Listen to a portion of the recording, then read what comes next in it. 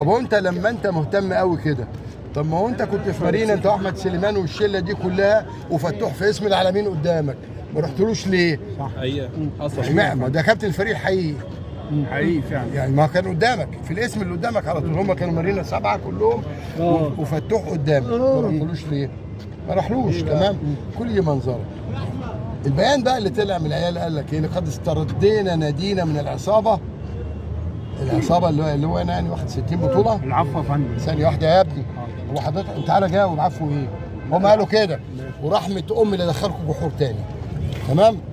عصابه اللي عمل نادي رهيب و6 اكتوبر اللي هم بيتكلموا عليه ده، انا اللي دافع القسط الاخير من حسابي وعامل العقد بتاعه، والاستاد انا اللي عامل عقد، واخد 16 ترخيص ودخلت الميه والكهرباء وعملنا كل ده.